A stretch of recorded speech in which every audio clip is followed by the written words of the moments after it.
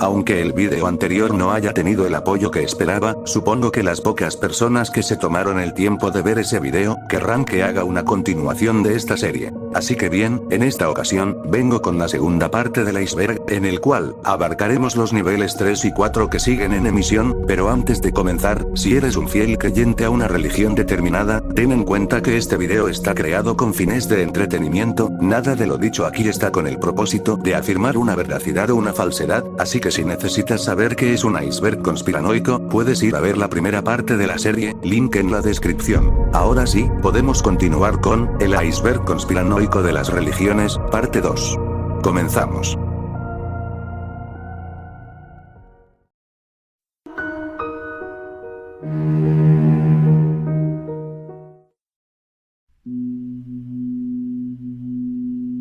La juventud de Jesús. Desde su nacimiento, Jesús no fue nunca mencionado en ninguno de los evangelios de Mateo, Marcos, Lucas y Juan hasta que tuvo la edad de 12 años.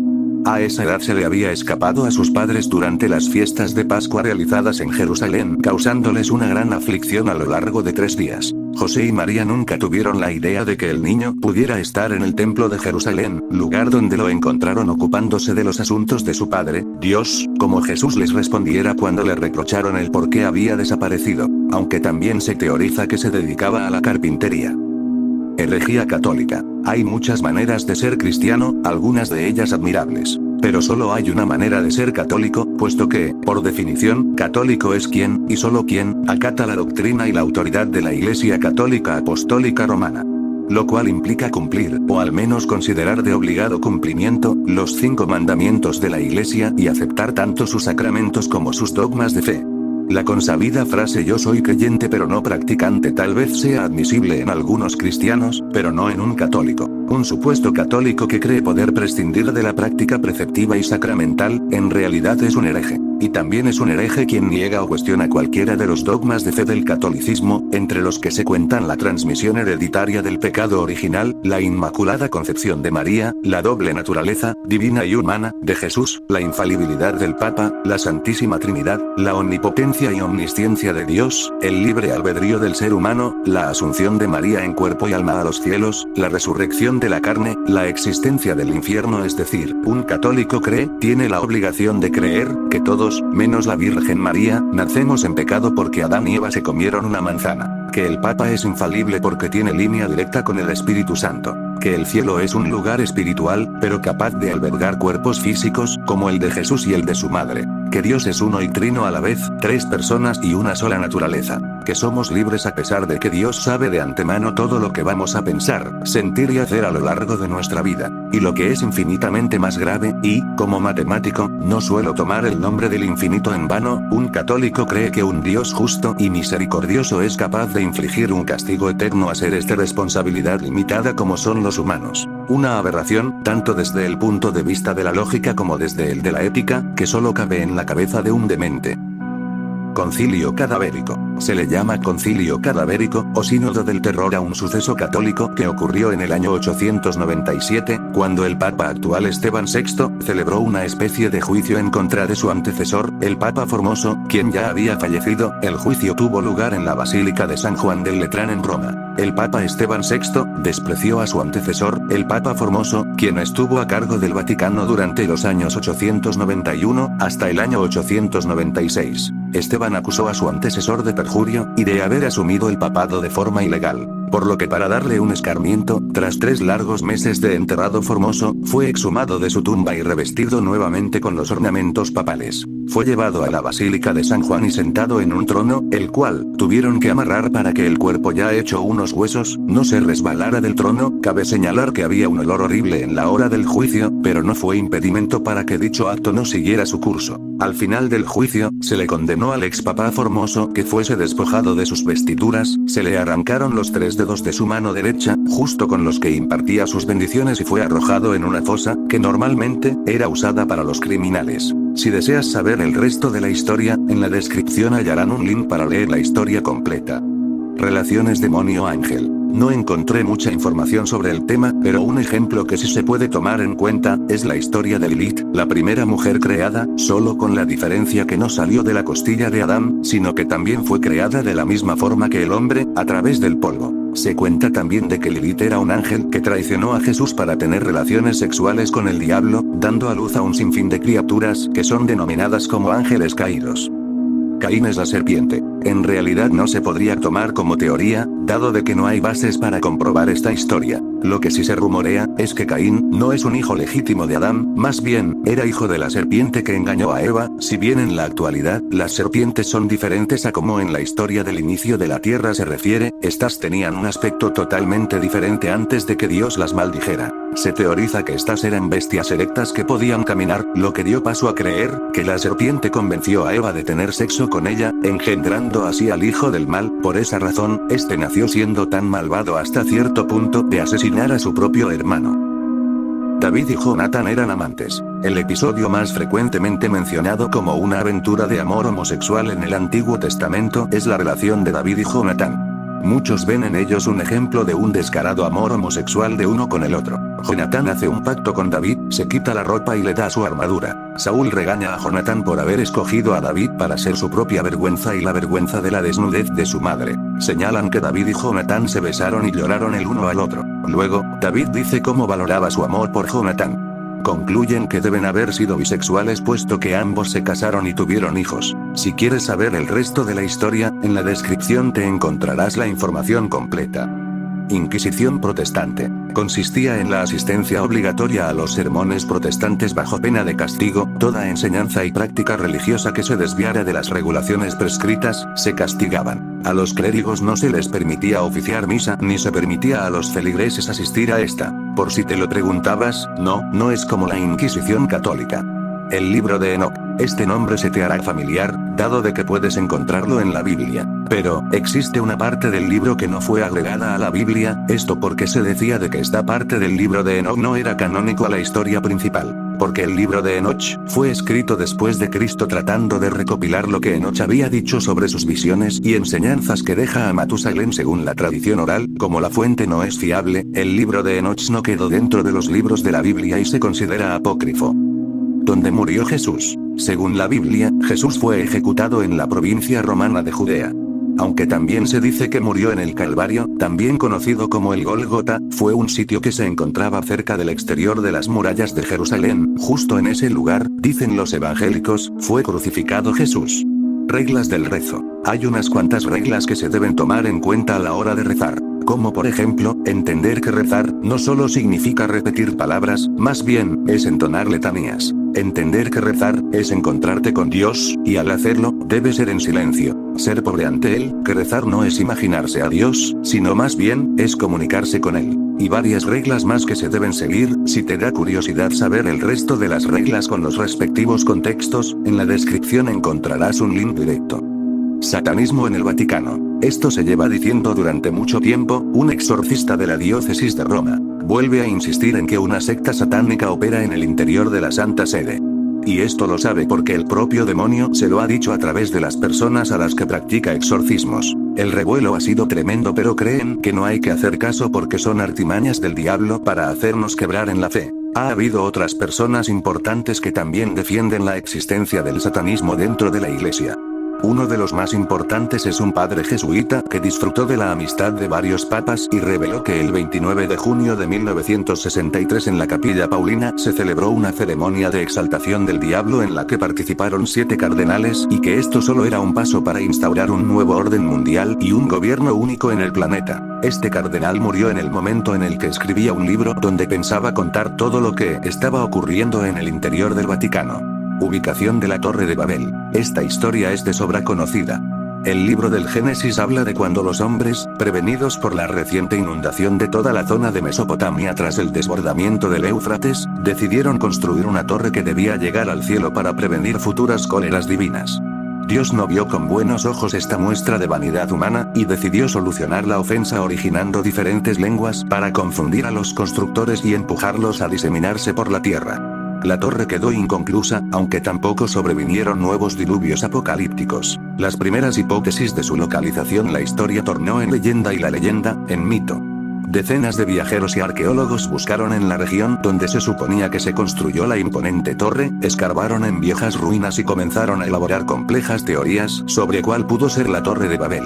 Ya surgieron las primeras conclusiones en el siglo XII, a manos del escritor navarro Benjamín de Tudela, cuando formuló la hipótesis de que la torre no había sido construida en la gloriosa Babilonia, sino en la cercana ciudad de Borsippa. Allí descubrió las ruinas de una torre escalonada de aspecto parecido al que marcaba la Biblia. Pero Benjamín de Tudela fijó, aún sin pretenderlo, un peligroso antecedente, el de las hipótesis, precisamente. La falta de información fiable hacía casi imposible descifrar el enigma de la torre y se sucedieron diversas opiniones sobre su emplazamiento, enarboladas con inusitada fiereza por los arqueólogos europeos. El terreno de la verdad torna en aguas pantanosas cuando entra el peliagudo juego de la opinión. Todo es cierto y nada es real, la desconfianza crece y con ella la ansiedad, tornando la búsqueda de la torre en una verdadera avalancha de hombres dispuestos a aportar sus ideas. Jesús estudió a la mitología egipcia. Aunque no encontré información fiable, se sabe que Egipto tiene cierta relevancia en la Biblia, y que en una parte de este, existe un fragmento donde Mateo dice que Jesús en su niñez visitó ese lugar, aunque en aquel tiempo solamente era un rumor que no se confirmó, tampoco ahora en la actualidad dudo de que existan principios que justifiquen la teoría de que Jesús estudiará la mitología egipcia. Lo que sí cabe señalar, es que si esto fuera así, será algo muy hereje de su parte, dado de que sería un estudio entre su padre Dios, y el dios egipcio llamado Horus.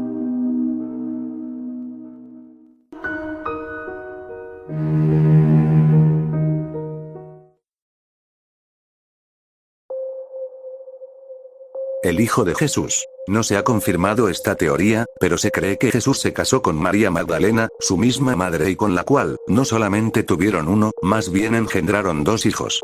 Fuente Q, también denominada colección de los dichos de Jesús. Se considera que es una tradición, oral o escrita, ampliamente difundida en el mundo cristiano del siglo I, y que sirvió de base para la confección de los evangelios de Mateo y Lucas, y también para la de algunos apócrifos.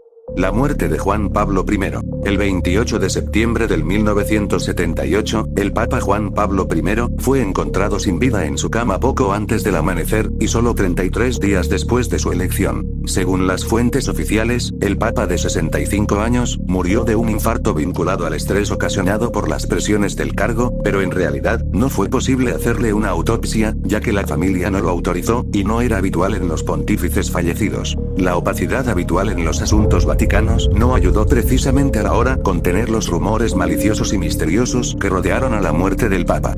Lutero no quería la separación de la Iglesia. Se sabe que la idea original de Martín Lutero no era dividir a la Iglesia católica, más bien, quería renovarla y pasar del catolicismo al protestantismo sin necesidad de que se creara una ramificación como en la actualidad lo conocemos. Simplemente es un malentendido que se ha llevado de generación en generación y a lo que podemos deducir, que la Iglesia protestante fue creada como medida extrema, dado que el corazón del cristianismo, el Vaticano, negó la transformación de la Iglesia que propuso Lutero. Biblia para esclavos. Esta versión bíblica la imprimió Lawan Gilbert para la Sociedad para la Conversión de los Esclavos Negros y que titularon partes de la Sagrada Biblia, seleccionados por el uso de los esclavos negros en las Islas Británicas de las Indias Occidentales. ¿Es una aberración pensar que alguien ha manipulado un texto fundacional? Ciertamente. Se trata de un libro muy complejo, sujeto a múltiples lecturas. La Biblia es un conjunto de libros que propugna la liberación, sí, pero también tiene pasajes problemáticos. Y cuando la esclavitud era legal, los esclavistas utilizaban el texto bíblico para explicar a los sirvientes que tenían que obedecer. No se sabe con claridad cuál es la mano de la censura que afectaba al Imperio Británico en el Caribe. El diluvio sí pasó. El mito del diluvio universal, originario de la civilización sumeria, ha sido común a casi todas las creencias de la historia.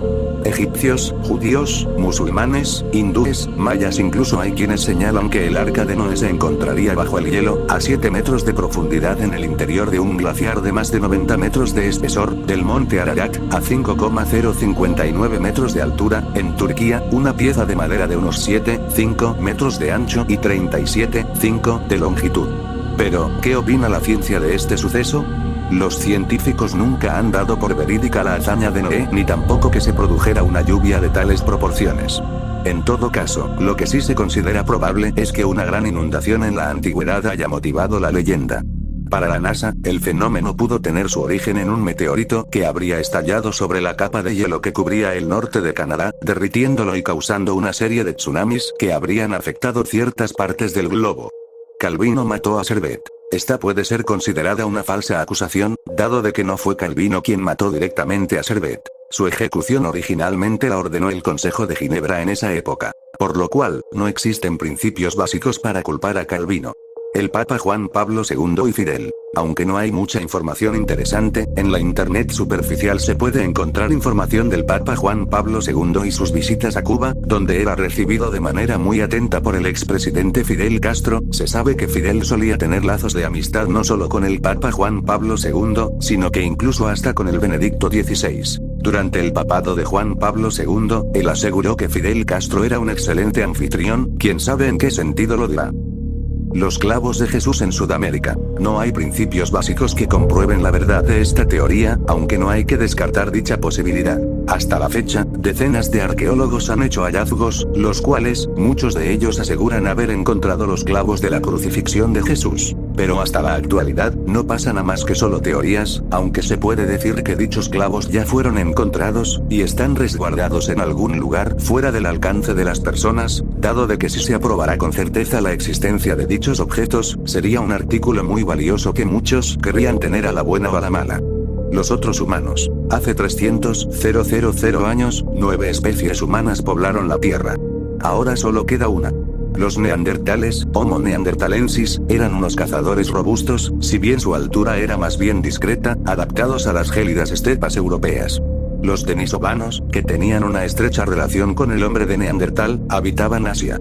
Por su parte, las dos especies más primitivas, el Homo erectus y el Homo rhodesiensis, ocupaban el territorio correspondiente a Indonesia y a África Central, respectivamente. Junto a estas convivieron otras especies de pequeño tamaño y cerebro de dimensiones reducidas. El Homo naledi, que moraba en lo que ahora es Sudáfrica. El Homo luzonensis, en Filipinas. El Homo floresiensis, llamado Abit, en Indonesia. Y el misterioso hombre del ciervo rojo, en China.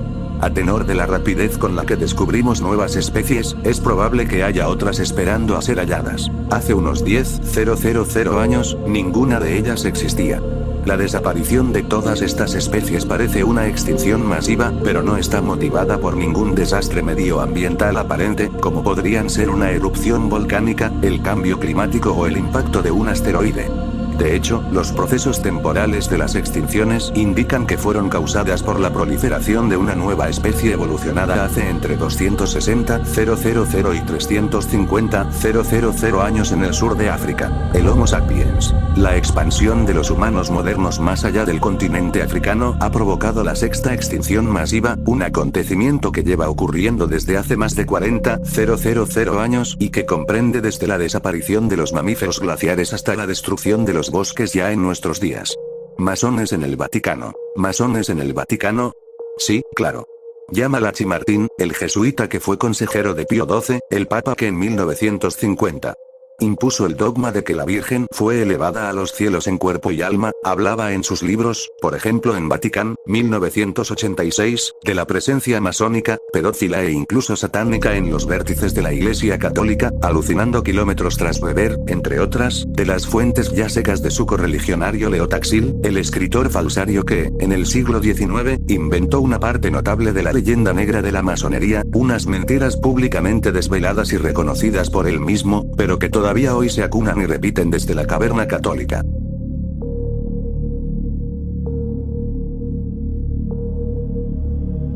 Muy bien, hasta aquí llegamos en el vídeo de hoy. Recuerda que si quieres seguir viendo mis vídeos, puedes suscribirte al canal y activar la campanita, para recibir notificaciones de próximos vídeos.